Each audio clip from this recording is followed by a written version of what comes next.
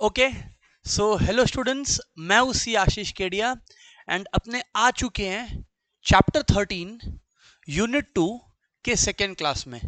First class में हम लोगों ने सैम्पलिंग पढ़ा था और सैम्पलिंग से रिलेटेड लास्ट क्लास में सैम्पलिंग से रिलेटेड कुछ बातें करी थी।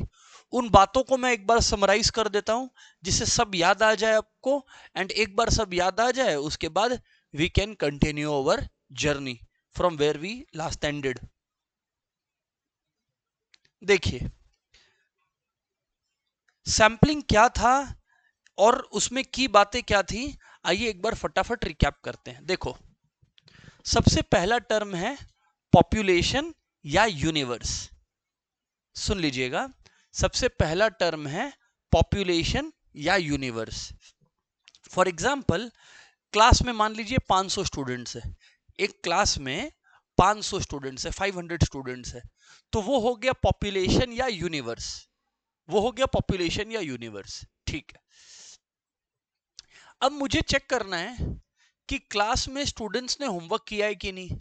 अब क्लास भी स्टार्ट करना है पर सामने 500 स्टूडेंट्स भी है, तो अब करें क्या? क्या हम ये करें कि हम एक एक स्टूडेंट का होमवर्क चेक करें, तो भाई पता लगेगा कि 500 स्टूडेंट्स का होमवर्क सर ने चेक कर लिया है और 500 स्टूडेंट्स के होमवर्क चेक करते करते में सर को लग गया है 5 घंटा। होमवर्क चेक करके सबको घर भेजना पड़ गया। तो प्रैक्टिकली अगर क्लास में 500 स्टूडेंट्स बैठे हैं तो ये मुमकिन नहीं है कि 500 के 500 का होमवर्क चेक करें उस पर्टिकुलर क्लास में कि उस पर्टिकुलर क्लास का होमवर्क हुआ है कि नहीं।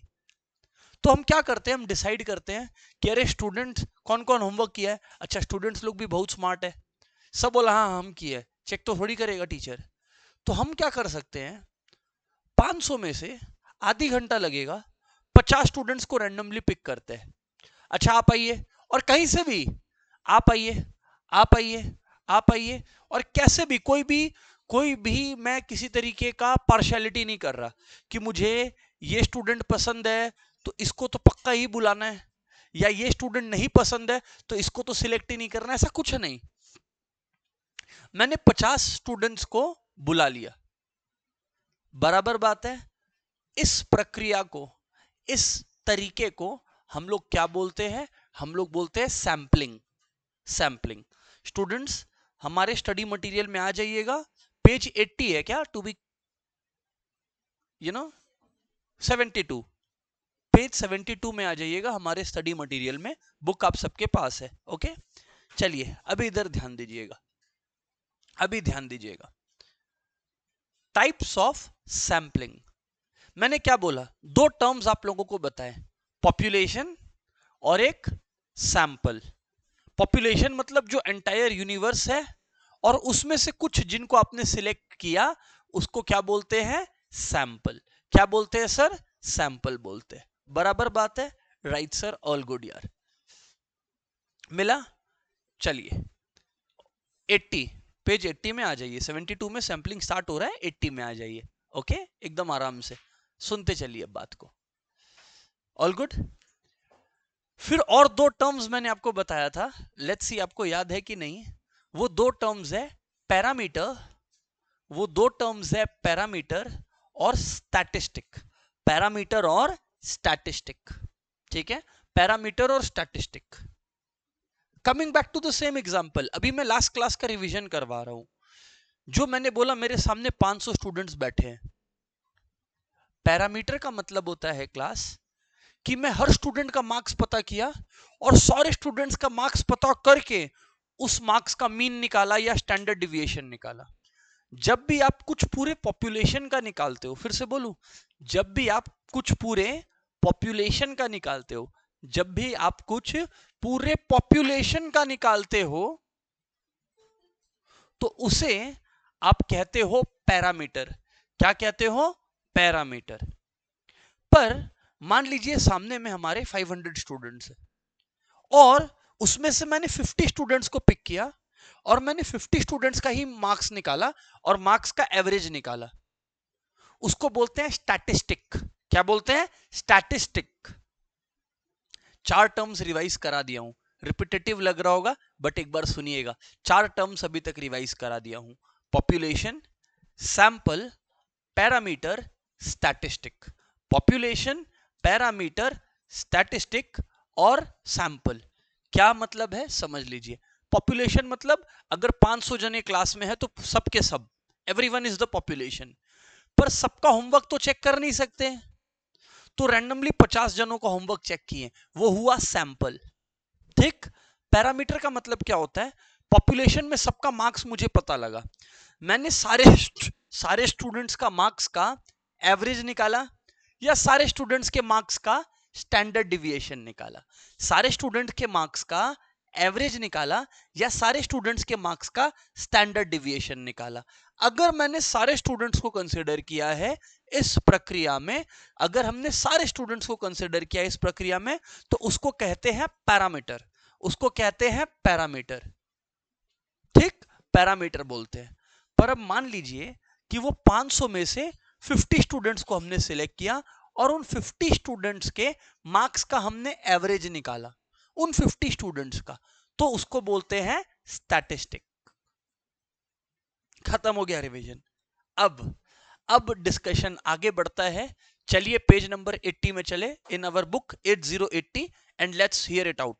Types of sampling. Types of sampling से क्वेश्चन आया है और मैं एग्जैक्ट बता दूंगा कि कहां से क्वेश्चन आया है। पहले पूरा कॉन्सेप्ट समझिए। देखिए, एक होता है प्रोबेबिलिटी सैंपलिंग, एक होता है नॉन प्रोबेबिलिटी सैंपलिंग और एक होता है मिक्स्ड सैंपलिंग। पर ये है क्या टाइप्स ऑफ सैंपलिंग सर? बच्चे, आप जो पॉपुलेशन में से सैंपल सिलेक्ट कर रहे हो, जो पॉपुलेशन में से सैंपल सिलेक्ट कर रहे हो, उसको सिलेक्ट करने के तरीके को सैंपलिंग बोलते हैं। How are you selecting? मैंने अभी आपको बोला कि मैं 500 जनों में से 50 स्टूडेंट्स को सिलेक्ट कर रहा हूं, तो वो मैं कैसे सिलेक्ट कर रहा हूं? कौन से 50? कौन से 50? अगर ये सवाल है तो आप सैंपलिंग पढ़ रहे हो। सैंपलिंग ब्रॉडली 3 टाइप्स के होते हैं। सैंपलिंग ब्रॉडली 3 टाइप्स के होते हैं। पहला बात प्रोबेबिलिटी सैंपलिंग। पहला है प्रोबेबिलिटी सैंपलिंग, है ना, probability sampling. Just a moment. हाँ जी, probability sampling.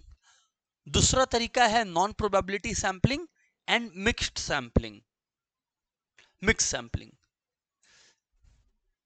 Probability sampling, non probability sampling और मिक्स्ड सैंपलिंग। मिक्स्ड सैंपलिंग मतलब क्या? जिसमें प्रोबेबिलिटी प्लस नॉन प्रोबेबिलिटी दोनों के एस्पेक्ट्स है। अच्छा, आप समझिए, रियलिटी में प्रोबेबिलिटी सैंपलिंग के भी बहुत सारे टाइप्स है। We are going to study the sub types also. लिख सकते हो डैश देके प्रोबेबिलिटी सैंपलिंग में, मटेरियल में ही लिख सकते हो, लिखो। इनफैक्ट सिंपल रैंडम सैंपलिंग लिख लीजिए, simple random sampling, stratified sampling, stratified sampling,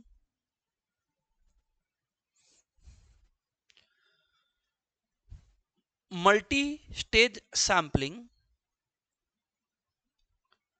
multi stage sampling, multi stage sampling, cluster sampling, cluster sampling. Non probability sampling मतलब के अंदर आता है judgement slash purposive sampling, judgement slash purposive sampling. Non probability sampling के अंदर आता है judgement slash purposive sampling. और मिक्स सैंपलिंग के अंदर आता है सिस्टमैटिक सैंपलिंग। लिख लीजिए, हर एक को एक्सप्लेन करने वाला हूं, don't you worry. Systematic sampling, systematic sampling. अगर कोई पूछे तीसरा वाला मिक्स्ड क्या है, तो ये दोनों का मिक्सचर है। आपको हर एक टाइप बताने वाला हूं, बस पहले मैंने रैंडमली बात बताया। क्लियर है? चलिए अब शुरू से शुरू करते हैं बातचीत को। Okay, let's go head class. बहुत आराम से, कोई जल्दी नहीं है, ठीक है। सबसे पहले प्रोबेबिलिटी सैंपलिंग। सर ये क्या है probability sampling? Students, probability sampling मतलब जो भी सैंपल सिलेक्ट होने वाला है ना, हर सैंपल के सिलेक्ट होने का कोई प्रोबेबिलिटी है। नहीं समझे? क्लास में 500 स्टूडेंट्स है, क्लास में 500 स्टूडेंट्स है, मैं किसी एक स्टूडेंट को सिलेक्ट करने वाला हूं, तो कुछ ऐसा है क्या कि इस स्टूडेंट का सिलेक्ट होने का चांसेस ज्यादा है कंपेयर टू आपसे? नहीं, उसके सिलेक्ट होने का चांसेस 1/500 है, आपके सिलेक्ट होने का चांसेस 1/500 है। जो भी हो, आपके सिलेक्ट होने का चांसेस या इनके सिलेक्ट होने का चांसेस, आपको प्रोबेबिलिटी पहले से पता है कि व्हाट आर द चांसेस कि कोई एक पर्सन सिलेक्ट होगा। नॉन प्रोबेबिलिटी सैंपलिंग मतलब, नॉन प्रोबेबिलिटी सैंपलिंग मतलब यहां पहले से किसी का प्रोबेबिलिटी नहीं पता। क्यों? क्योंकि यहां प्रोबेबिलिटी बेस्ड पर सैंपलिंग लोगों को सिलेक्ट कर ही नहीं रहे, यहां जजमेंट पे सिलेक्ट कर रहे हैं। मेरे को ये स्टूडेंट यहां जो बैठा है ना वो बहुत पसंद है, तो इसका सिलेक्शन का चांसेस ज्यादा हो गया। तो यहां जो सिलेक्शन हो रहा है ये प्रोबेबिलिटी पर निर्भर कर रहा है कि चॉइस पर? चॉइस पर, जजमेंट पर। उसको बोलते हैं नॉन प्रोबेबिलिटी सैंपलिंग। जहां प्रोबेबिलिटी का कोई कोई खेल हो, जहां प्रोबेबिलिटी का कोई रोल हो, तब प्रोबेबिलिटी सैंपलिंग का बात होता है, जिसको और डिटेल में भी समझाऊंगा, ऊपर ऊपर से समझिए। नॉन प्रोबेबिलिटी सैंपलिंग में जो सिलेक्टर है उसके चॉइस पे, मेरे को ये स्टूडेंट एकदम नहीं पसंद, एग्जांपल दे रहे हैं कि मेरे को ये स्टूडेंट एकदम नहीं पसंद, तो जब भी हम सिलेक्ट करेंगे ये तो पक्का ही नहीं आएगा, नॉन प्रोबेबिलिटी सैंपलिंग। और मिक्स सैंपलिंग वो दोनों का मिक्सचर है, वो जब एग्जांपल आएगा तभी पढ़ेंगे, अदरवाइज दिक्कत आएगा। एमसीक्यू के लिए एग्जाम में जो बहुत जरूरी है वो है दो क्वेश्चन जो आया है। सबसे पहले जो आया है लिख लो इधर पे, PYQ. PYQ, non probability sampling is also known as purposive और जजमेंट सैंपलिंग। ये प्रीवियस ईयर में आया ये प्रीवियस ईयर में आया है ना? Non probability sampling is also known as ये, ठीक है। और अगर इंपॉर्टेंट मुझसे पूछे तो इंपॉर्टेंट मैं बताऊंगा, mix sampling is based partly on some probabilistic law and partly on some pre decided rule. Partly on some probabilistic law and partly on some pre decided rule. ये एमसीक्यू के लिए important है, ये MCQ के लिए important role play करता है, ठीक है। चलिए बढ़िया बात है। अब एक एक करके करेंगे सब कुछ डिस्कस, ऑलराइट। एक एक करके का मतलब है हम लोग स्टार्ट करेंगे सीधा सिंपल रैंडम से, फिर स्ट्रैटिफाइड, मल्टी स्टेज, क्लस्टर, सब समझेंगे। ओके, बढ़िया बात है, बढ़िया बात है, लेट्स गो।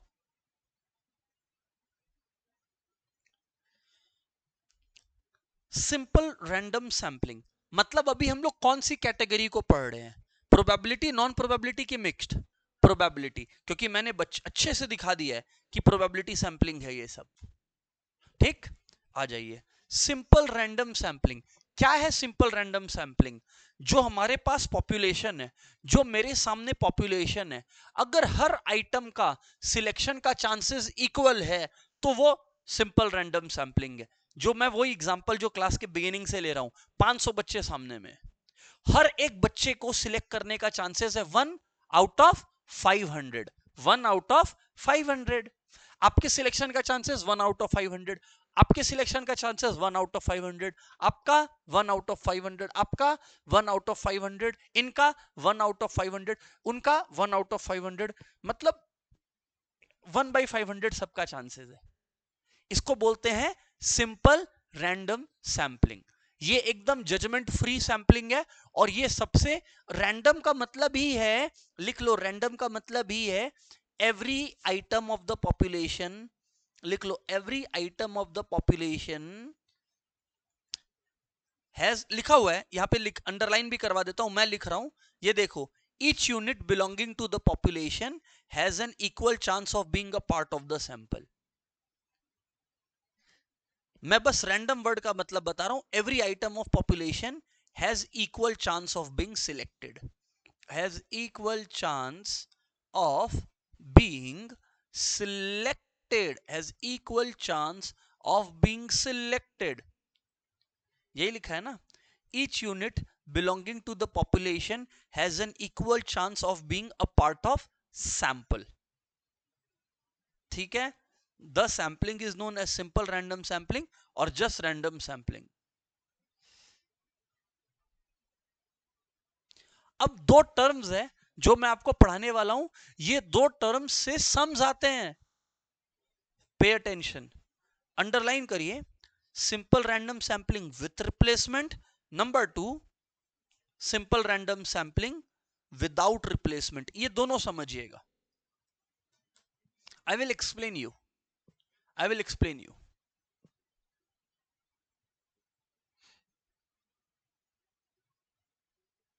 ठीक है, चलिए, बढ़िया बात है, बढ़िया बात है।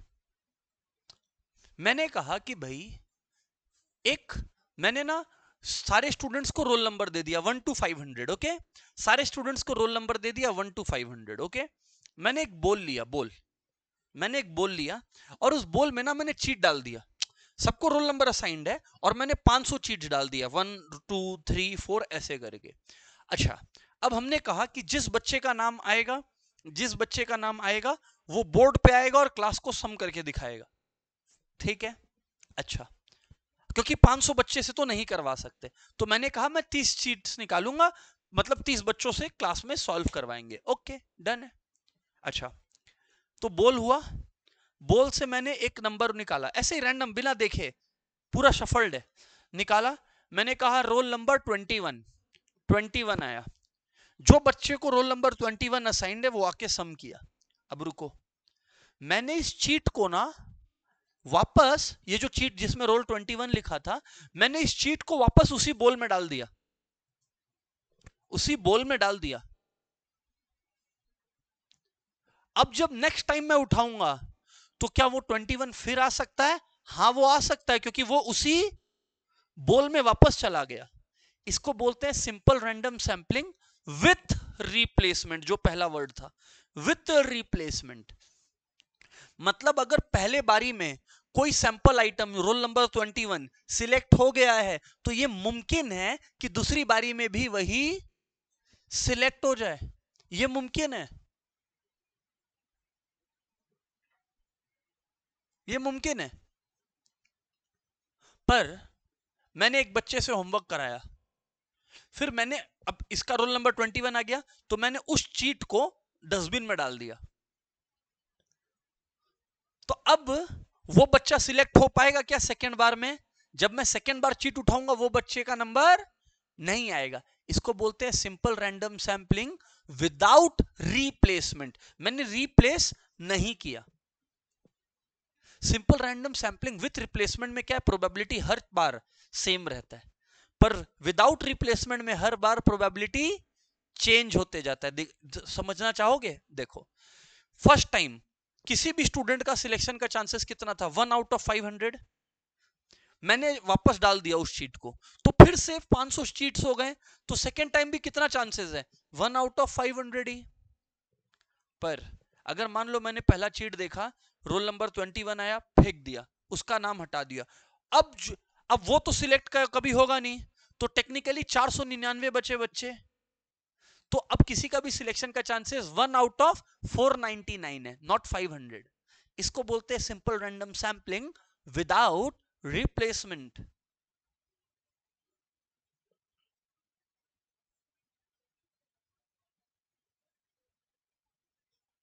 समझ में आ गया? Right sir. Simple random sampling is very simple and effective method of drawing sample. पर ये कब इफेक्टिव है? सिंपल रैंडम सैंपलिंग कब इफेक्टिव है? जब पॉपुलेशन बहुत ज्यादा लार्ज नहीं है। क्यों पता है? क्योंकि, अच्छा आप एक बात समझो, आप सैंपल सिलेक्ट कर रहे हो क्योंकि आप पूरे पॉपुलेशन को एग्जामिन नहीं कर पाते। आप जिस कंक्लूजन पर आओगे वो सैंपल के आधार पर आओगे। सैंपल को टेस्ट करने के बाद जो भी रिजल्ट आएगा उस बेसिस पर आप जो ओपिनियन फॉर्म करोगे वो सैंपल का करोगे कि पूरे पॉपुलेशन का करोगे? पूरे पॉपुलेशन का करोगे। तो आप क्या चाहोगे कि जो सैंपल है वो पॉपुलेशन का सही रिप्रेजेंटेटिव हो या नहीं हो? वो पॉपुलेशन का सही रिप्रेजेंटेटिव हो, यही आप चाहोगे। पर अगर पॉपुलेशन बहुत बड़ा है तो आप रैंडमली किसी को सिलेक्ट किए, तो बहुत कम चांसेस है कि वो पूरे पॉपुलेशन को रिप्रेजेंट करे, तब आपको सैंपल साइज और बड़ा करना पड़ेगा। याद करो अपने प्रिंसिपल ऑफ सैंपलिंग भी लास्ट डे पढ़े थे, 4 सैंपलिंग था, optimisation, large principle of large number, statistical regularity and optimisation, yes और नो। खैर कमिंग बैक, सैंपल साइज बहुत स्मॉल नहीं होना चाहिए, पॉपुलेशन बहुत बड़ा नहीं होना चाहिए, सैंपल बहुत छोटा नहीं होना चाहिए। अरे भाई 500 बच्चे हैं, मुझे देखना है होमवर्क हुआ है कि नहीं, मैंने 10 बच्चों को चूज किया, अरे भाई हो सकता है कोइंसिडेंटली कि वो 10 बच्चे करके लाए हो, बहुत छोटा सैंपल है कि मैं 500 लोगों के ऊपर ओपिनियन फॉर्म करूं। हाँ, the population under consideration is not heterogeneous, that is there is not much variability among the members forming the population। दो वर्ड्स आएंगे अभी, ये वर्ड हेट्रोजीनियस फिर एक जगह आने वाला है, तो पहले ही समझा दूं मतलब क्या है। एक होता है होमोजीनियस पॉपुलेशन, एक होता है हेट्रोजीनियस पॉपुलेशन। होमोजीनियस पॉपुलेशन मतलब जितने जने हैं उनमें लगभग लगभग सेम ही फीचर्स है। हेट्रोजीनियस पॉपुलेशन का मतलब बहुत अलग है एक दूसरे से, बहुत अलग है एक दूसरे से, बहुत अलग है एक दूसरे से। मैं आपको एग्जांपल देता हूं कि स्कूल के बास्केटबॉल टूर्नामेंट के लिए किसको सिलेक्ट कर सकते हैं। अगर क्लास में सभी लगभग 6 फुट के हैं तो होमोजीनियस पॉपुलेशन है, पर क्लास में 4 फुट के लोग भी हैं, 6 फुट के भी है, 5 फुट के भी है, 7 फुट के भी है, तो ये हो गया हेट्रोजीनियस पॉपुलेशन। चलो बढ़िया, हटाओ हटाओ। सिंपल रैंडम सैंपलिंग का सबसे बड़ा एडवांटेज, बिगेस्ट एडवांटेज लिख लो, important, important for MCQ. Simple random sampling का सबसे बड़ा advantage, it is completely free from samplers bias. Sampler मतलब जो सैंपल सिलेक्ट कर रहा है, सैंपलर मतलब जो सैंपल सिलेक्ट कर रहा है वो उसके बायस से कंप्लीटली फ्री है। मैं जो सैंपल सिलेक्ट कर रहा हूं इसमें मेरा कोई रोल नहीं है, क्योंकि देखो जब बच्चे हैं सामने में, अगर मैं खुद चूज कर रहा हूं तो ये हो सकता है कि मेरे को जो है पार्शियलिटी है कि मेरे को ये बच्चा पसंद है ये नहीं पसंद है, पर अगर मैं चीट निकाल रहा हूं कोई भी सिलेक्ट हो सकता है, तो इसमें मेरा कोई बायस नहीं है। और सैंपलिंग का सही तरीका तो यही है कि उसमें कोई बायस या भेदभाव का गुंजाइश नहीं रहना चाहिए। Simple random sampling for you all. ये प्रोबेबिलिटी सैंपलिंग का पहला सैंपलिंग था, समझ में आता है सर? समझ आता है। सिंपल रैंडम सैंपलिंग का दूसरा तरीका या दूसरा सिचुएशन है क्लास स्ट्रैटिफाइड सैंपलिंग। क्या है class? Stratified sampling. Sir what is stratified sampling sir? क्या है sir stratified sampling? Good question.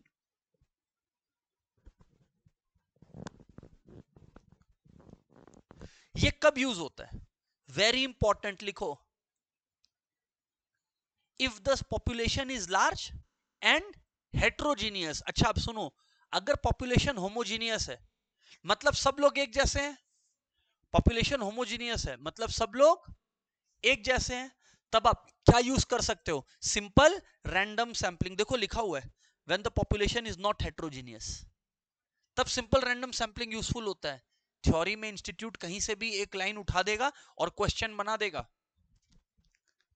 समझ में आती है बात? स्ट्रैटिफाइड सैंपलिंग कब यूजफुल है? If the population is large and heterogeneous. पर ये है क्या सर? What is it? आइए समझाता हूं, आइए समझाता हूं। स्टूडेंट्स, मैं एक चार्टर्ड अकाउंटेंट हूं, मैं रिलायंस इंडस्ट्रीज के ऑडिट पर गया।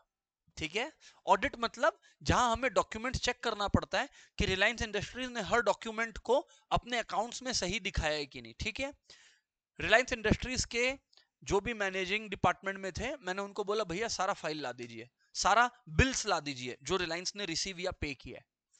वो ला दिया, 1 लाख बिल ला दिया। क्या हम 1 लाख बिल्स चेक कर सकेंगे? 1 लाख बिल्स चेक करना पॉसिबल है? नहीं पॉसिबल है, इट इज ह्यूज। और प्रॉब्लम क्या है, अब वो जो 1 लाख बिल है उसमें कुछ बिल्स ऐसे हैं जो 500 रुपया तक का है, छोटा छोटा बिल है। कुछ बिल्स ऐसा है जो 500 से 10,000 रुपया तक का है। कुछ बिल्स ऐसा है जो 10,000 से 1 लाख का है। कुछ बिल्स ऐसा है जो 1 लाख से 1 करोड़ का वैल्यू है, कुछ बिल्स ऐसा है जो 100 करोड़ में है। वो सब ला के रख दिया, चेक करना है ना, ले चेक कर ले। अब मैं बोला यार ये तो फंस गए, पॉपुलेशन हेट्रोजीनियस है। क्यों? क्योंकि कुछ बिल्स तो 100 रुपया तक का है, कुछ बिल्स 100 करोड़ का है, कुछ बिल्स लाखों का है। सो पॉपुलेशन इज हेट्रोजीनियस। सारा बिल्स का वैल्यू लगभग 5000 6000 नहीं है। अगर सारा बिल्स का वो होता तो सिंपल रैंडम सैंपलिंग करते, क्योंकि होमोजीनियस पॉपुलेशन है। पर यहां पर तो हम लोग ये देख रहे हैं कि बिल्स का जो क्वालिटी है, बिल्स का जो नंबर है, वो अलग अलग ग्रेड का है। कुछ बिल्स 500 रुपए का है, कुछ लाखों का है। इसको बोलते हैं हेट्रोजीनियस पॉपुलेशन।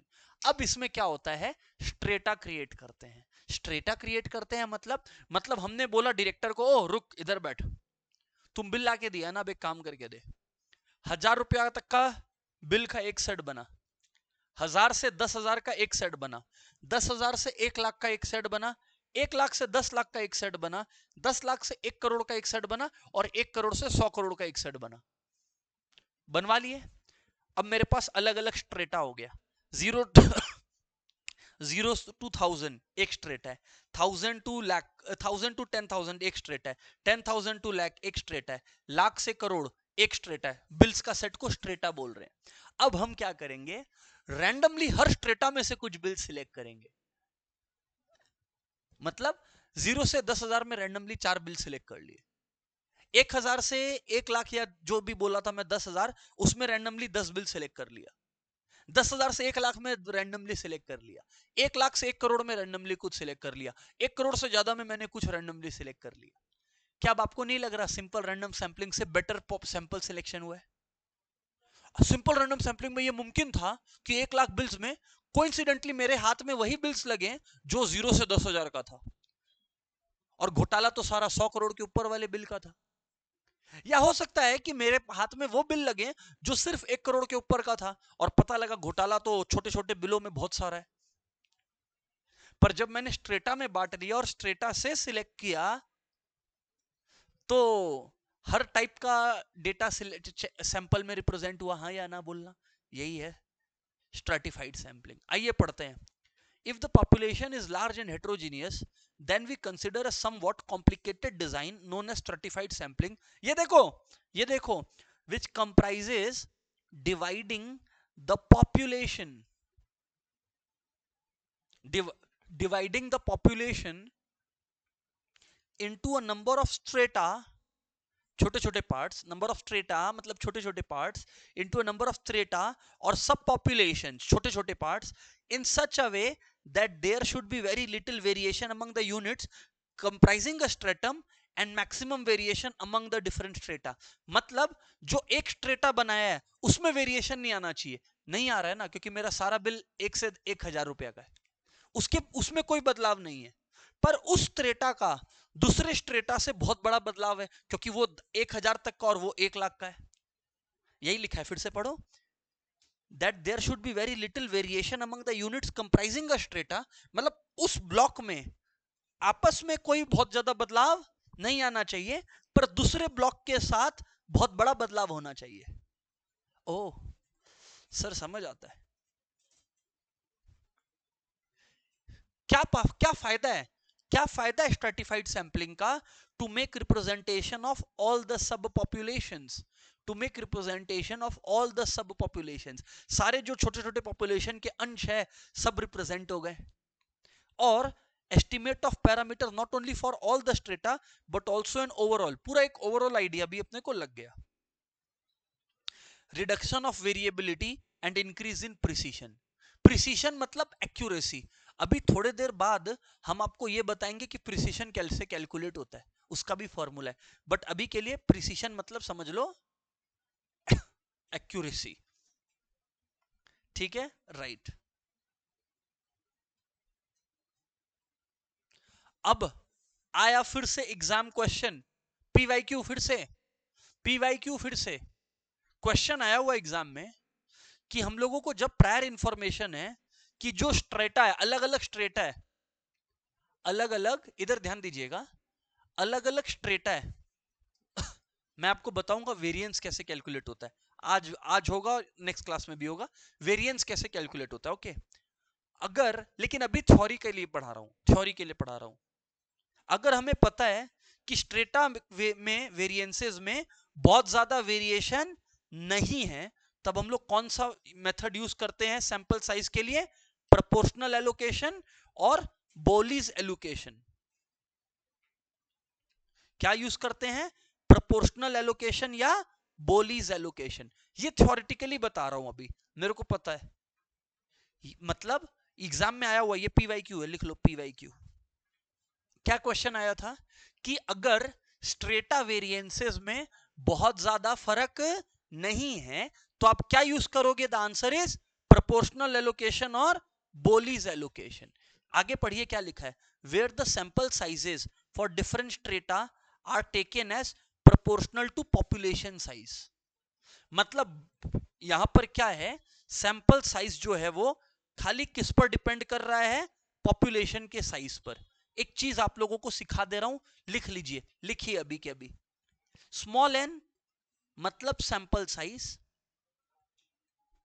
कैपिटल एन मतलब पॉपुलेशन साइज। स्मॉल एन मतलब सैंपल साइज, लार्ज एन मतलब पॉपुलेशन साइज। ओके, अच्छा, एस का मतलब H D of sample, sample का स्टैंडर्ड डिविएशन, सैंपल का स्टैंडर्ड डिविएशन। एस मतलब सैंपल का स्टैंडर्ड डिविएशन, और ऐसे सिग्मा मतलब standard deviation of population, standard deviation of population, standard deviation of population. इतना लिखिए फटाक से।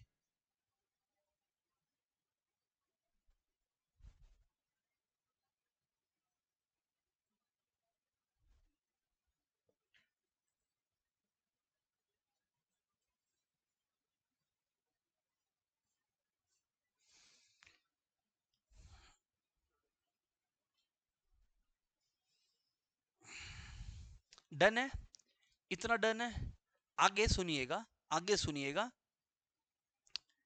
एक्स बार, एक्स बार का मतलब होता है सैंपल का मीन, सैंपल का एवरेज, लिख लीजिए सैंपल का एवरेज।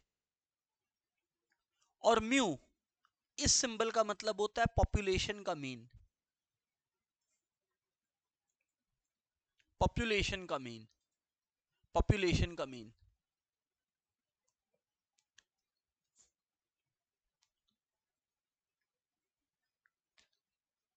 लिख लिया आप लोगों ने? लिख लिया आप लोगों ने? लिख लिया इतना आप लोगों ने? एक और चीज लिखना है। अच्छा, मीन, एचडी सब अपने सिलेबस में, सब अपने कवर करेंगे। अभी सुनिए आप लोग, एक और बात, इसका मतलब तो अभी बताऊंगा। Small P sample proportion, capital P population proportion. Sir समझ नहीं आया, सर समझ नहीं आया, ये सैंपल प्रपोर्शन और पॉपुलेशन प्रपोर्शन का क्या चक्कर हुआ? आइए समझाता हूं। स्टूडेंट्स, स्टूडेंट्स बताऊं? ओके, बोले। मैंने एक फैक्ट्री से मंगवाया 1 lakh bulbs, bulbs, bulbs, 1 lakh bulb. और मैंने 1 लाख बल्ब को चेक किया, 1 लाख बल्ब को चेक किया, ठीक। 600 बल्ब्स डिफेक्टिव आए। कितने बल्ब डिफेक्टिव आए? 600। तो पॉपुलेशन प्रोपोर्शन हो गया 600 आउट ऑफ 1 लाख। समझ लीजिए, ये लिखने का जरूरत नहीं है। पॉपुलेशन प्रोपोर्शन हो गया 600 आउट ऑफ 1 लाख, ठीक। लेकिन फिर अगली बार मैंने ऑर्डर किया, मैंने बोला यार 1 लाख चेक करने में माथा खराब हो गया। बल्ब ऑर्डर हुआ है ना, मैंने रैंडमली 5000 बल्ब्स का सैंपल सिलेक्ट किया, 5000 बल्ब्स का सैंपल सिलेक्ट किया। और उस सैंपल को जब सिलेक्ट किया, उस सैंपल में 10 डिफेक्टिव बल्ब निकल कर आए। ये हो गया सैंपल प्रोपोर्शन, ये हो गया सैंपल प्रोपोर्शन, 10 आउट ऑफ 5000। क्या हम समझा पा रहे हैं? क्या समझ में आ रहा है? ये है प्रोपोर्शन का फंडा। हटाइए सर, आपने ये बात अचानक से क्यों बताई? जब जरूरत पड़ेगा बता दूंगा। लेकिन एक चीज देखो आप लोग, इन केस ऑफ बॉलीज एलोकेशन, बॉली कब करते हैं? जब स्ट्रेटा वेरिएंसेस में बहुत ज्यादा बदलाव नहीं आता है, तब sample size depends on population size. तो इसको, ये जो बीच में साइन है ना, ये इंस्टीट्यूट मटेरियल में भी गड़बड़ है। ये होना चाहिए एनआई डिपेंड्स ऑन, मतलब sample size depends on population size. Depends on का ये साइन है। वेरीज विथ, इसको बोलते हैं वेरीज प्रोपोर्शनेटली टू, है ना? It varies proportionately to population size.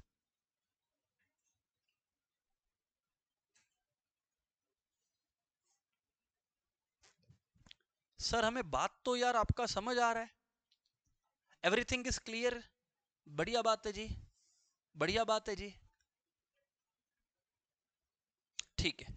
लेकिन अगर स्ट्रेटा वेरिएंसेस डिफर सिग्निफिकेंटली, मतलब इस स्ट्रेटा का जो वेरिएंस है और इस स्ट्रेटा का जो वेरिएंस है वो बहुत ज्यादा अलग है एक दूसरे से, तब we take resort to what? Neyman's allocation. Very important for theory, very important for theory. अगर strata variances differ significantly among themselves, we take recourse to what? बोलो, नेमेंस। जी हाँ, नेमेंस एलोकेशन। नेमेंस एलोकेशन, जहां पे sample size varies jointly with population size and population SD.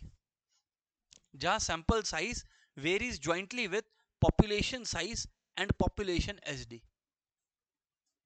जहां sample size vary कर रहा है with, देखो यहां पर भी लिखा हुआ है सैंपल साइज वेरीज विथ, ये नेमेंस का है, ये था बॉली का। नेमेन का क्या बोलता है?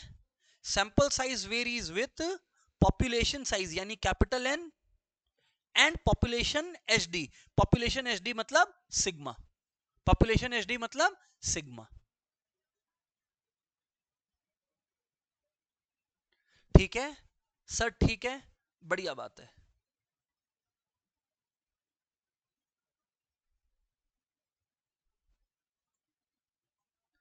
अच्छा, all good sir.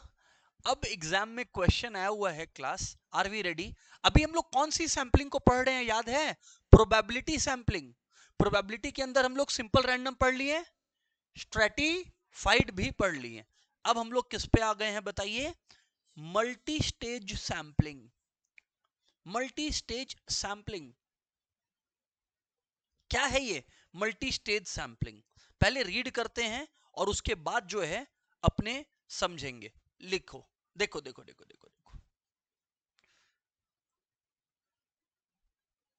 In this type of complicated sampling, population is supposed to be composed of first stage sampling units, each of one which is composed of second stage, which is again composed of third stage. नहीं समझ में आया sir? Multi stage sampling में बताता हूं। मुझे लोगों के फूड हैबिट्स के हिसाब से अपने ब्रांचेस में खाना सेट करना। मेरा एक रेस्टोरेंट चेन है जिसमें बहुत ज्यादा, जिसके बहुत सारा ब्रांचेस है। ठीक है, अब समझो, इंडिया है मेरा रेस्टोरेंट चेन, इंडिया में। इंडिया को पहले हम लोगों ने बांटा स्टेट्स में। स्टेट वन महाराष्ट्र हो सकता है, यूपी हो सकता है, बंगाल हो सकता है, कुछ भी। State one, state two, state three, ऐसे कर करके बहुत सारे स्टेट्स मैंने लिखे। पहले हमने रैंडमली आंख बंद करके कुछ 4 स्टेट सिलेक्ट किए। लोगों का चॉइस पता करना है ना कि क्या पसंद है लोगों को। 4 स्टेट्स पसंद किए। अब हर स्टेट को हम लोगों ने मल्टीपल सिटीज या डिस्ट्रिक्ट्स में बांटा। सारे सिटीज और डिस्ट्रिक्ट को तो सिलेक्ट नहीं कर सकते, रैंडमली हर स्टेट में से 3 सिटी सिलेक्ट किए, सिटी या डिस्ट्रिक्ट सिलेक्ट किए। अब जो सिटी या डिस्ट्रिक्ट हम लोगों ने सिलेक्ट किया है उसमें हम लोगों ने रैंडमली 2 या 3 तहसील या विलेज को सिलेक्ट किया।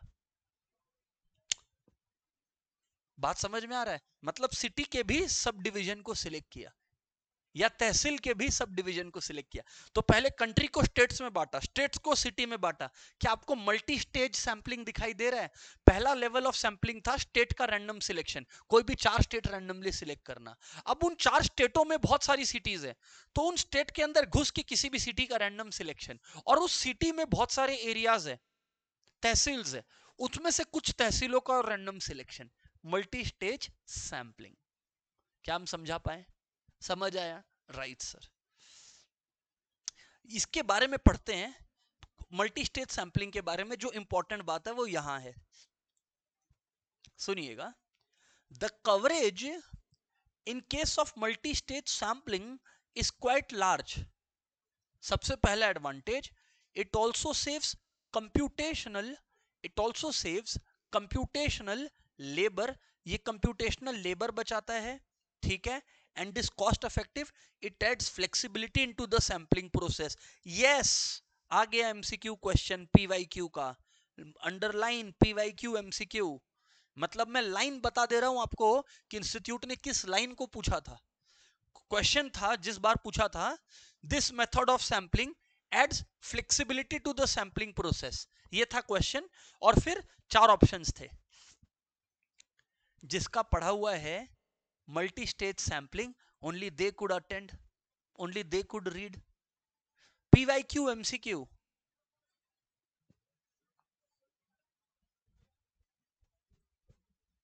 देखो क्यों इसको भी इंस्टीट्यूट ने क्यों सिलेक्ट किया, आप देखोगे क्यों यहां से क्वेश्चन दिया, पूरा पढ़ो। It adds flexibility into the sampling process which is lacking in other sampling schemes. मतलब बाकी और कोई सैंपलिंग स्कीम आंसर नहीं है। फ्लेक्सिबिलिटी पूछे तो कौन सा? Multi stage sampling. सर समझ आया? अच्छा सर, अब आप क्या पढ़ा रहे हो? Systematic sampling. क्या आप लोगों को याद है क्या सिस्टमैटिक सैंपलिंग कौन से सैंपलिंग का कैटेगरी है? Mixed sampling. 3 कैटेगरीज था, अगर आपको याद हो तो चेक कर लीजिएगा, probability, non probability, systematic. Systematic is what? Mixed sampling. Probability sampling से बाहर आइए। मिक्स्ड सैंपलिंग, इसमें प्रोबेबिलिटी और नॉन प्रोबेबिलिटी दोनों का मिक्सचर है। मैं आपको दिखाऊंगा, अभी कर बताऊंगा क्या है ये। Underline the important part. Systematic sampling क्या है, ये कॉन्सेप्ट बताऊंगा। is partly probability sampling in the sense that the first unit is selected probabilistically, and partly non-probability in the sense that remaining units are selected according to a fixed rule which is non-probabilistic in nature. Very very important, very very important. मैं समझाता हूं ना आप लोग को, चिंता मत करो, बताता हूं ना। बोले बोले इधर समझो।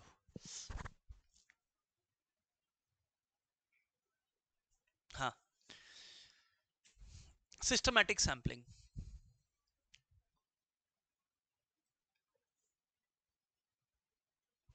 500 स्टूडेंट्स है, ठीक है। और मैंने डिसाइड कर लिया कि 50 स्टूडेंट्स का टेस्ट कंडक्ट करना है या 50 स्टूडेंट्स से सवाल पूछना है, ओके। अब इसमें क्या है, रोल नंबर्स में मैंने बांट दिया, role 1 to 10, 11 to 20, 21 to 30, 31 to 40, ऐसे करते करते 491 to 500। ठीक, समझ गए? बांट दिया मैंने। अब रोल नंबर 1 to 10 में मैंने देखा नहीं, मैंने आंख बंद करके रैंडमली 1 to 10 का मैंने एक चीट शीट बनाया, और उस चीट शीट में से बोल में से 1 to 10 का कोई भी एक रोल नंबर निकाला। अच्छा, ये रैंडम था कि नहीं था? बोलो, ये रैंडम था कि नहीं था? तो ये प्रोबेबिलिटी हुआ। क्या हुआ बोलो? प्रोबेबिलिस्टिक, क्योंकि 1 to 10 में सबका इक्वल चांसेस था कि मैं किसी का भी चीट उठा लेता। मानो निकाला, आया रोल नंबर 7, रोल नंबर 7, तो रोल नंबर 7 का सिलेक्शन का चांसेस प्रोबेबिलिटी था। पर मैंने अब एक रूल फिक्स कर रखा है कि जो रोल नंबर निकलेगा उससे हर 10th को बुलाएंगे। मतलब 7 सिलेक्ट हो गया, 7 का सिलेक्शन रैंडम था, प्रोबेबिलिटी सैंपलिंग था। अब हर 10th यानी 17, 27, 37, 47 ये थोड़ा नॉन प्रोबेबिलिस्टिक हो गया कि हर 10th, ऐसे तो हर 9th बोल लेते। एक फिक्स्ड रूल के हिसाब से बाकी का कंसेक्यूटिव यूनिट सिलेक्ट हो रहा है, इसीलिए नॉन प्रोबेबिलिटी या नॉन प्रोबेबिलिस्टिक एलिमेंट इसके अंदर मौजूद है। क्या हम समझा पाए क्या आपको? सर समझ में आता है, सर समझ में आता है, ये ध्यान रखिएगा। इसमें भी ना और टाइप के होते हैं, इसमें और टाइप के होते हैं, अंडरलाइन कर लीजिए, linear systematic sampling, linear systematic sampling और circular systematic sampling. Linear systematic sampling में देखो, if the population size n is a multiple of sample size n, that is n equals to n k, तब इसको बोलते हैं linear systematic sampling. मतलब समझे? मतलब समझे? 500 500 मैंने कहा सैंपल में सिलेक्ट करेंगे 50, तो 500 50 का मल्टीपल है कि नहीं है? हाँ, 15 टू 10 500 होता है, तो उसको बोल दिए लीनियर सिस्टमैटिक सैंपलिंग। क्या बोल दिए? Linear systematic sampling. पर मान लो ऐसा होता कि 500 स्टूडेंट्स है पॉपुलेशन में, पर मुझे सैंपल में सिलेक्ट 43 करना है, तो अब क्या एग्जैक्ट मल्टीपल है? नहीं, तो वही है 43 into 500 is equals to 43 into, मैं करके देख लेता हूं, 43 इंटू 13 तो 559 आ रहा है, 43 इंटू 11 473, यानी कि इंटू 11 प्लस 27, क्योंकि ये हो गया 473 प्लस 27। तो जब ये हो गया तो इसमें क्या होता है, we select the first unit from 1 to k by using simple random and thereafter selecting every kth unit in a cyclical order till we get the sample of required size n। मतलब 1 to 27 में हमने पहले किसी को select करना है और फिर सिलेक्ट करते जाना है। इतना डिटेल में कोई नहीं पूछेगा, बस याद रखना अगर nk प्लस p है मतलब एग्जैक्ट मल्टीपल नहीं है, sample size into something, directly population size नहीं आता, जैसे 43 इनटू समथिंग 500 नहीं होता, तब वो सर्कुलर सैंपलिंग है। और अगर एग्जैक्ट है, जैसे 50 सैंपल साइज है, 50 इंटू 10 500 है, तो वो लीनियर सैंपलिंग है। गेम ओवर हो गया। बस यही तो मैंने अंडरलाइन कराया, दो ही बातें। if n equals to nk plus p, then it is circular systematic sampling, and if n equals to nk, then it is linear systematic sampling। Game over हो गया, इतने में गेम ओवर हो गया।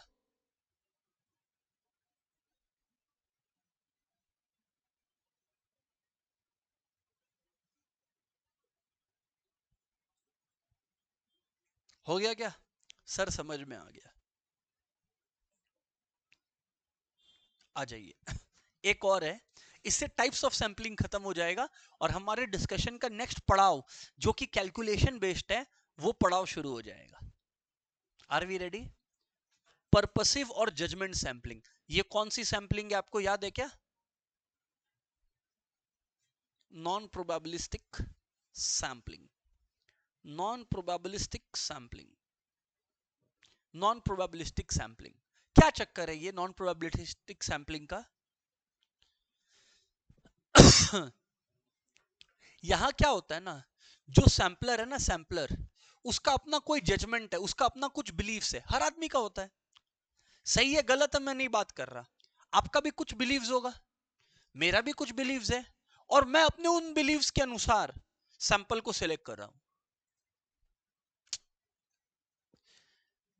तो यहां तो सबका चांसेस ऑफ सिलेक्शन है ही नहीं, क्योंकि ये तो whims and wishes of the sampler के ऊपर है, मेरी इच्छा के ऊपर है। आइए पढ़ते हैं। This type of sampling is dependent solely on the discretion, ये आया हुआ पीवाईक्यू में, on the discretion of the sampler, and he applies his own judgment based on his belief, his prejudice, his whims and his interest to select the sample।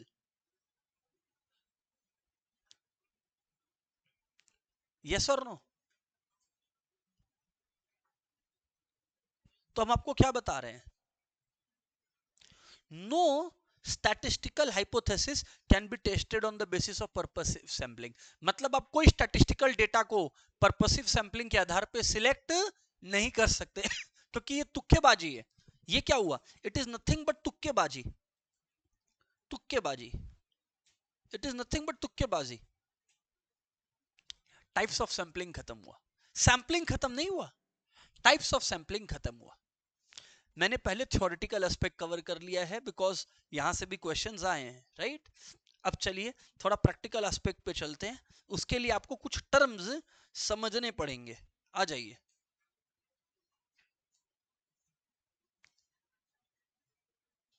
ठीक है, आ जाइए page number 1.73 class, I mean 73, page 73 पे आ जाइए।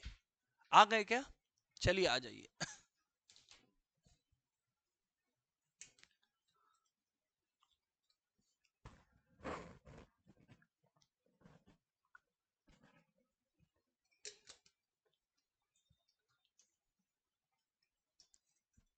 आ जाइए, let's go.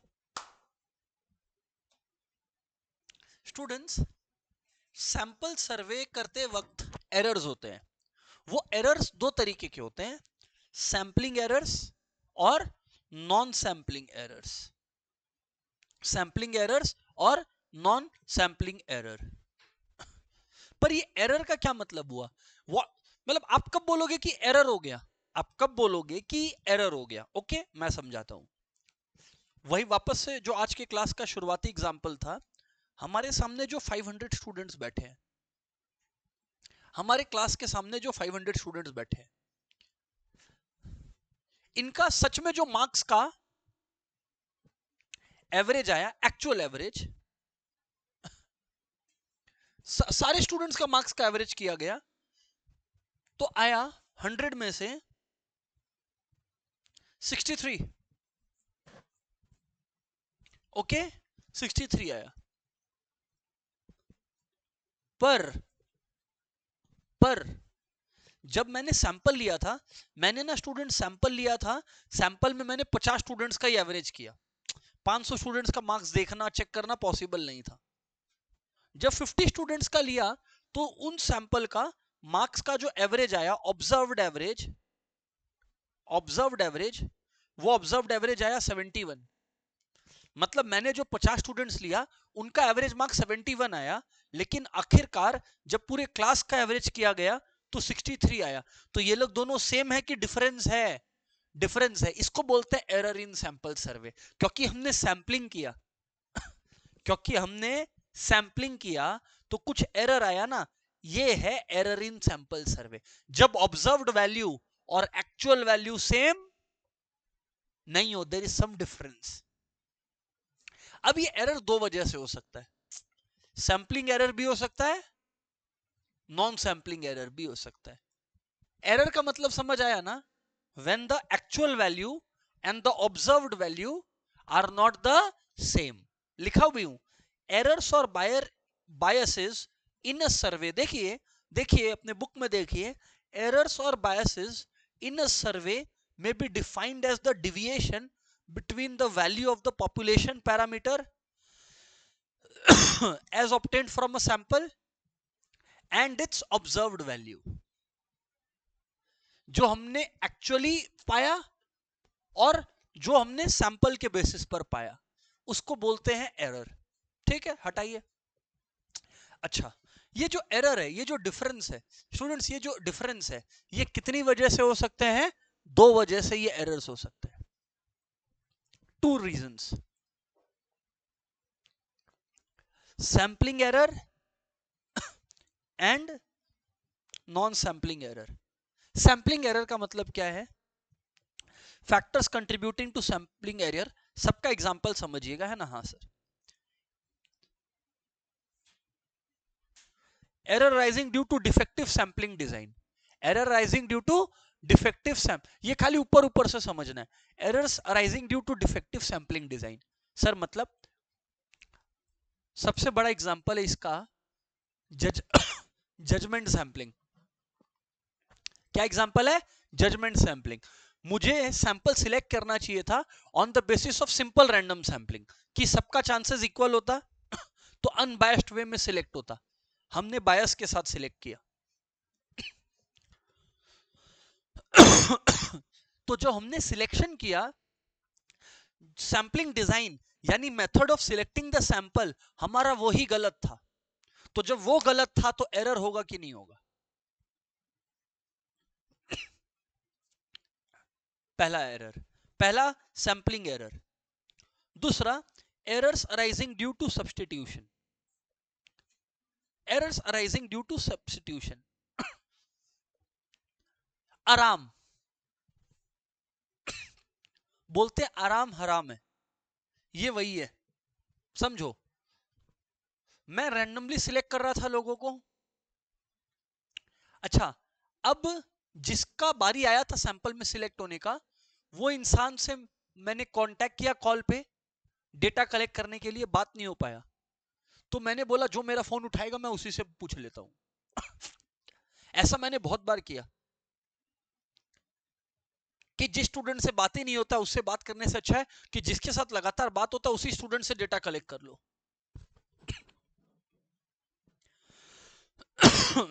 Errors arising due to substitution, जिससे data लेना चाहिए था उससे ना लेके आपने उससे डेटा लिया जो आपके लिए कन्वीनियंट था, आपके लिए मतलब सैंपलर के लिए।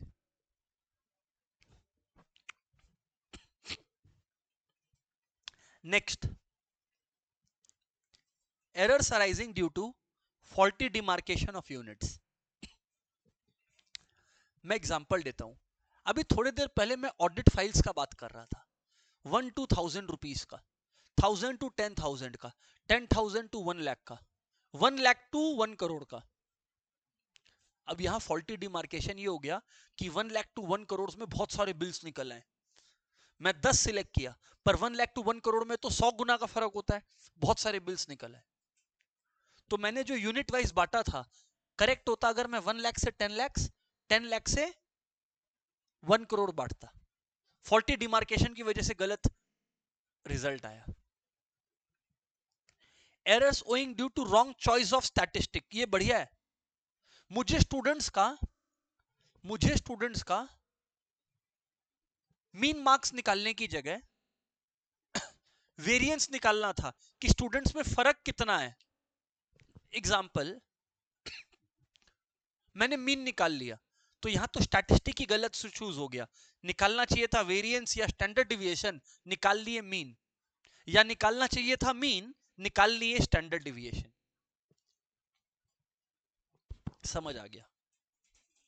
और फाइनली सैंपलिंग एरर आ सकता है due to variability in the population. Variability in the population का मतलब लोगों के बीच में या जो सैंपलिंग आइटम्स है उनके बीच में बहुत बहुत बहुत बड़ा फर्क है, बहुत बड़ा डिफरेंस है। परेशान हो गए वो डिफरेंस देख के हम, बहुत बड़ा डिफरेंस है।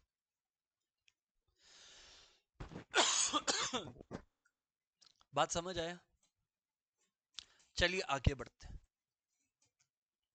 अब क्या है, अब क्या है class? Non sampling errors. Sir ये नॉन सैंपलिंग एरर्स क्या है? नॉन सैंपलिंग एरर्स मतलब जहां पे सैंपलिंग का कोई गलती नहीं है, कुछ और एरर हुआ है। जैसे psychological factor like vanity. Vanity मतलब जो डेटा कलेक्ट किए थे एक दो डेटा भूल गए, वैनिटी। कुछ इंटरव्यूज नहीं जवाब नहीं दिया, या इंटरव्यू और इंटरव्यू एक दूसरे को पसंद नहीं करता है,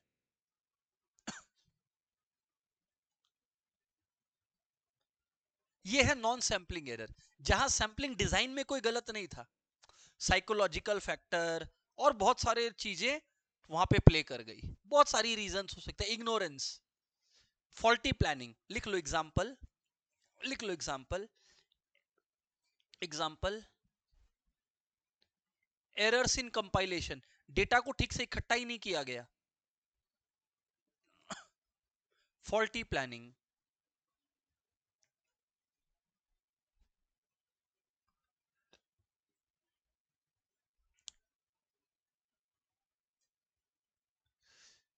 मेमोरी लैप्स, बहुत सारे रीजंस हो सकते हैं।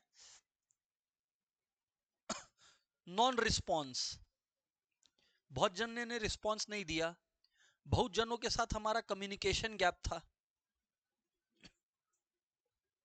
ये सब नॉन सैंपलिंग एरर्स है।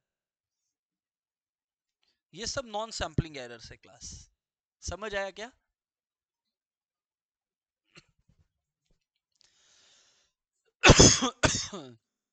हो गया क्या? चलो बढ़िया। अच्छा है, अब दो टर्म्स आ रहे हैं क्लास, अब दो टर्म्स आ रहे हैं, थोड़ा प्रैक्टिकल है, कुर्सी की पेटी बांध लीजिए, थोड़ा समझ लीजिए बात को, प्रैक्टिकल बात आ रहा है। दो बातें हैं इसके अंदर, पहली बात सैम्पलिंग डिस्ट्रीब्यूशन, पहली बात क्या बोलिए, सैम्पलिंग डिस्ट्रीब्यूशन, एंड दूसरी बात क्या बताइए, standard error of a statistic. क्या चक्कर है सर, समझ नहीं आया, क्या चक्कर है, व्हाट आर यू टीचिंग, समझाता हूं। स्टूडेंट्स, एक कॉन्सेप्ट है जो हम लोग प्रोबेबिलिटी में पढ़ेंगे, जिसको बोलते हैं प्रोबेबिलिटी डिस्ट्रीब्यूशन टेबल। पर अभी के लिए मुझे एक बार आपको यह बताना पड़ेगा प्रोबेबिलिटी डिस्ट्रीब्यूशन टेबल आखिर है क्या, what is probability distribution table.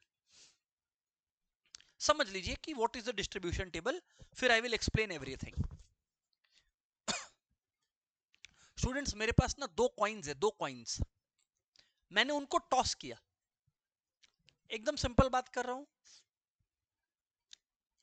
मैंने दो कॉइन्स थे, मैंने दोनों कॉइनों को टॉस किया, हो सकता है दोनों कॉइनों पे हेड आया, हो सकता है एक कॉइन पे हेड एक कॉइन पे टेल, पहले कॉइन पे टेल दूसरे कॉइन पे हेड, या दोनों कॉइनों में टेल। और कुछ हो सकता है क्या, अगर दो कॉइन टॉस करें और कुछ हो सकता है क्या, नहीं, ठीक। अब मैंने एक्स लिया, मैं प्रोबेबिलिटी डिस्ट्रीब्यूशन बना रहा हूं, मैं प्रोबेबिलिटी डिस्ट्रीब्यूशन बना रहा हूं नंबर ऑफ हेड्स का, किसका, नंबर ऑफ हेड्स का। तो तीन ही बातें हो सकती हैं, जीरो हेड्स आ सकते हैं, जीरो हेड्स आ सकते हैं, एक हेड आ सकता है, या दो हेड आ सकता है, और कुछ हो सकता है, नहीं हो सकता, ठीक है, श्योर, श्योर, गुड, पक्का दो, ठीक। अब जीरो हेड आया, फोर केसेस है, 1 2 3 4, जीरो हेड आया, चार में से ऐसा कितना केस में हुआ, एक, 1 आउट ऑफ 4, प्रोबेबिलिटी लिख दिया बगल में। एक हेड आया हो, ऐसा कितनी जगह पे हुआ है, दो, 2 आउट ऑफ 4, और दोनों दोनों हेड आया हो, एक केस। इसको जो आप देख रहे हो ना इस टेबल को बच्चे, इसको बोलते हैं प्रोबेबिलिटी डिस्ट्रीब्यूशन टेबल, क्योंकि अभी एक वर्ड आने वाला है, मैं भी पढ़ाऊंगा ना, तो एक वर्ड आएगा प्रोबेबिलिटी डिस्ट्रीब्यूशन, तो आपको पता अब क्या होता है, नंबर ऑफ समथिंग एंड उनकी प्रोबेबिलिटीज को बोलते हैं प्रोबेबिलिटी डिस्ट्रीब्यूशन टेबल। अब सुनो, अब सुनो, सॉरी,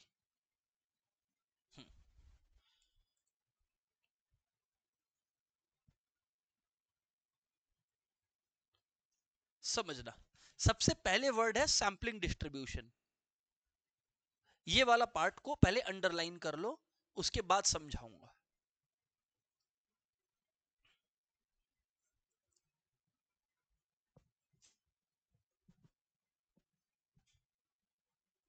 ठीक है class, are we ready, are we ready, ठीक।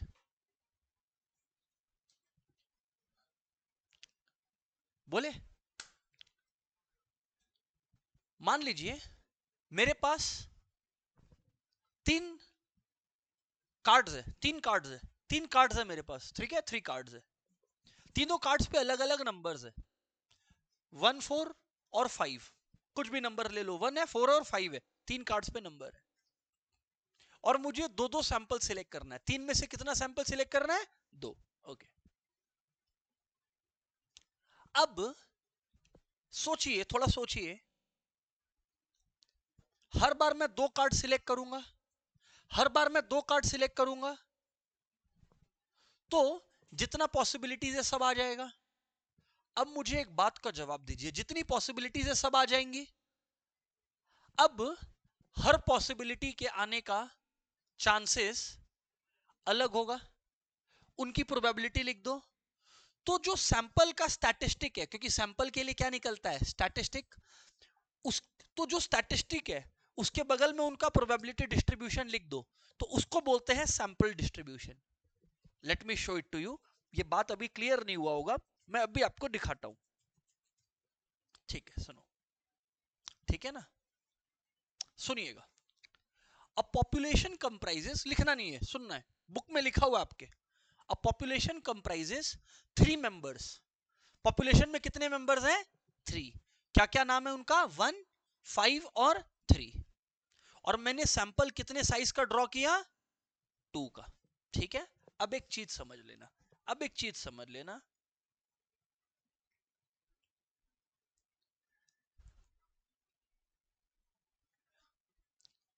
एक होता है number of samples with replacement, लिखो लिखो लिखो, बगल में लिखो, number of samples with replacement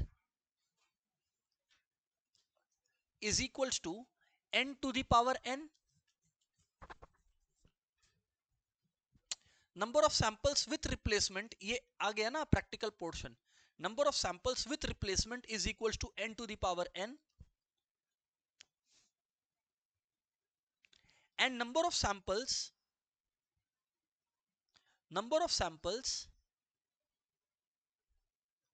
without replacement without replacement without replacement is equals to NCN। Capital N क्या है, पॉपुलेशन साइज, स्मॉल n क्या है, सैंपल साइज। एक बार ये लिख लीजिए, ये बेहद इंपॉर्टेंट है, बेहद बेहद बेहद इंपॉर्टेंट है, लिख लो, वेरी वेरी इंपॉर्टेंट।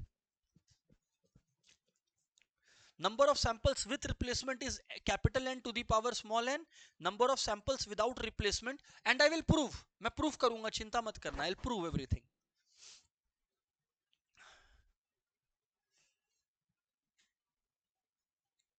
बढ़िया है, बढ़िया है जी। अब सुनते चलिएगा एवरीवन, अब सुनते चलिएगा, क्या बात हो रही है, सुनते चलिएगा। जी हाँ स्टूडेंट्स, बात बहुत सिंपल है, बात बहुत सिंपल है, ध्यान दीजिए। विथ रिप्लेसमेंट का मतलब क्या हुआ, मैंने सैंपल उठाया, चेक किया, और मैंने वापस उधर ही रख दिया। मतलब फर्स्ट टाइम जो नंबर उठाया, सेकेंड टाइम भी वो नंबर आ सकता है। अच्छा, मेरे पास कितने नंबर्स हैं, 1, 5 और 3, पॉपुलेशन में 3 है। अब मुझे विथ रिप्लेसमेंट कितना सिलेक्ट करना है, 2। तो एक बात बताओ, 1 1 पॉसिबल है कि नहीं है, 1 उठाया, वापस रख दिया, फिर उठाया, 1 आया, रुको, 1 3 पॉसिबल है कि नहीं है, 1 उठाया, रख दिया, फिर क्या आया, 3, पॉसिबल है, ठीक है। 1 5 पॉसिबल है कि नहीं है, पॉसिबल है कि नहीं है। अच्छा, 3 3 पॉसिबल है कि नहीं है, ये सब ऑल्टरनेटिव सैंपल्स है, ऑल्टरनेटिव सैंपल्स है। 3 3 पॉसिबल है कि नहीं है 3 5 पॉसिबल है कि नहीं है 3 3 1 पॉसिबल है कि नहीं है ओके। 5 5 पॉसिबल है कि नहीं है 5 3 पॉसिबल है, 5 3 पॉसिबल है, और क्या पॉसिबल है, 5 1। कितना है बोलो, 1 2 3 4 5 6 7 8 9, कितना पॉसिबल सैंपल्स आया, कितना पॉसिबल सैंपल्स आया, 9। मैंने फॉर्मूला क्या लिखाया था, n to the power n, n था पॉपुलेशन साइज 3 और sample size 2, 3 to the power 2 कितना होता है, 9। ये ना चेक कर लो, इसको 32 नहीं 3 टू द पावर 2 कर लेना, ये तो समझ ही गया होगा। ये है possible, number of possible samples with replacement, number of possible samples with replacement. मैं अभी आपको, चिंता मत करो, नीचे आओ, मैं अभी आपको विदाउट रिप्लेसमेंट भी बताऊंगा। ये रहा, थोड़ा नीचे आ जाओ, बुक में विदाउट रिप्लेसमेंट भी है, बीच में क्या लिखा है, will explain that, but without replacement में आ जाओ। देखो, विदाउट रिप्लेसमेंट। एक बात बताओ, अगर वन उठाया तो दोबारा वन आ सकता है क्या? नहीं। तो वन के बाद क्या आ सकता है? 3। वन के बाद क्या आ सकता है? 3 आ सकता है। ये पॉसिबल है, हाँ या ना बोलना। या वन उठाया तो क्या आ सकता है? 5 आ सकता है। और अगर 3 उठाया तो 5 आ सकता है। क्या आ सकता है? 3 उठाया तो 5 आ सकता है। बराबर बात है। एक एक करके सबका बात करेंगे, है ना। ये आ सकता है। अब स्टूडेंट्स आप लोग एक बात को समझने का कोशिश करिए ना। 1 3 हो गया, 1 5 हो गया, 3 5 हो गया। यहां क्या हुआ? 3 पॉसिबिलिटीज था, सैंपल साइज 3 था, उसमें से सिलेक्ट कितना करना है अपने को? 2 एट अ टाइम। क्योंकि ये कौन सा मेथड है? Without replacement. Without replacement without replacement है। बराबर बात है। तो अब अगर विदाउट रिप्लेसमेंट है, 3C2 मतलब 3 factorial by 3 minus 2 factorial into 2 factorial, कितना आया बताइए? 3 इंटू 2 फैक्टोरियल बाई 2 फैक्टोरियल, कितना आया? 3। 3 ही पॉसिबिलिटीज है विदाउट रिप्लेसमेंट। ओके, अब सुनना, पे अटेंशन। हम लोग अभी क्या पढ़ रहे थे? मैं आपको क्या पढ़ा रहा था? मैं आपको पढ़ा रहा था प्रोबेबिलिटी डिस्ट्रीब्यूशन, यानी सैंपलिंग डिस्ट्रीब्यूशन। क्या अभी तक सैंपलिंग डिस्ट्रीब्यूशन दिखाया क्या? नहीं। रुको रुको, अभी करते हैं स्टूडेंट्स। एक बार आ जाओ विथ रिप्लेसमेंट में। किस में आ जाओ? विथ रिप्लेसमेंट में। मुझे बताओ, विथ रिप्लेसमेंट में यही 9 पॉसिबिलिटीज हैं। 1 1 1 5 1 3 5 1 5 5 5 3 3 1 3 5 3 3, यही पॉसिबिलिटीज है। हाँ, हमने क्या बोला? इन सारी पॉसिबिलिटीज का स्टैटिस्टिक निकालो। क्या निकालो? स्टैटिस्टिक। स्टैटिस्टिक मतलब सैंपल को यूज करके सैंपल का मीन निकालो, या प्रोपोर्शन निकालो, या एचडी निकालो। तो मैं हर सैंपल का मीन निकाल रहा हूं। हर सैंपल का क्या निकाल रहा हूं? मीन। 1 और 1 का मीन क्या होता है? 1। अरे 1 प्लस 1 बाई 2। फिर से 1 और 5 का मीन क्या होता है? 3। लिख सकते हो अगर भूल जाते हो तो। 1 प्लस 5 बाई 2, 1 प्लस 1 बाई 2। अरे हाँ या ना? 1 और 3 का क्या हुआ? 1 प्लस 3 बाई 2। इसका क्या हुआ? 5 प्लस 1 बाई 2। इसका हुआ 5 प्लस 5 बाई 2। इसका हुआ 5 प्लस 3 बाई 2। इसका हुआ 3 प्लस 1 बाई 2। इसका हुआ 3 प्लस 5 बाई 2। इसका हुआ 3 plus 3 by 2। 3 plus 3 by 2। Sir बढ़िया बात है। अब मैं आप लोगों को क्या बोल रहा हूं? यहां ध्यान से सुनिए। यहां ध्यान से सुनिए। हर केस के लिए सैंपल मीन निकल गया। अब एक चीज का जवाब दीजिए मुझे। 1 कितनी बार आया? अरे आउट ऑफ 9 टाइम्स 1 कितनी बार आया? एक बार। तो 1 आने का प्रोबेबिलिटी कितना है? 1/9। अच्छा, 3 कितनी बार आया? 1 2 3। 3 आने का प्रोबेबिलिटी कितना है? 3/9। ठीक है। 2 का देखिए, 2 कितनी बार आया? 1 2। 2 आने का प्रोबेबिलिटी कितना है? 2/9। 4 आने का प्रोबेबिलिटी कितना है? 2/9। 5 आने का प्रोबेबिलिटी 1/9। तो हर सैंपल के मीन आने का probability we have got. Just write it down. ये देखो, एक मीन 1 आए, कितना था? 1 आउट ऑफ 9। देखिए सब किया हुआ है। मीन 2 आए, उसका चांसेस क्या है? 2 आउट ऑफ 9। मीन 3 आए, उसका चांसेस क्या है? 3 आउट ऑफ 9। मीन 4 आए, उसका चांसेस क्या है?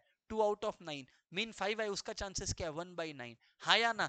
और आप लोग अगर टोटल ऑफ प्रोबेबिलिटी करोगे, total of probability is always equal to, इसको बोलते हैं सैंपलिंग डिस्ट्रीब्यूशन। मैंने यही तो समझाया था कि सैंपल का statistic, mean is the statistic of sample, उसके बगल में उनका प्रोबेबिलिटी लिखो और एक टेबल में प्रेजेंट करो, तो that is called sampling distribution. ये था विथ रिप्लेसमेंट, ये था विदाउट रिप्लेसमेंट। देखिए, विदाउट रिप्लेसमेंट में 1 3 और 3 1 में कोई फर्क, not 2, they are the same thing. तो 1 3 का एवरेज क्या हुआ 2, 1 5 का एवरेज क्या हुआ 3, और 3 5 का एवरेज क्या हुआ 4। सो आउट ऑफ 3 केसेस 2 आने का चांसेस 1/3 है, 3 आने का चांसेस भी 1/3 है, 4 आने का चांसेस भी 1/3 है। यह है sampling distribution of sample mean without replacement, without replacement. Students more about it complete नहीं हुआ है, more about it with MCQs अपने सॉल्व करेंगे in our next class. That's it, goodbye everyone.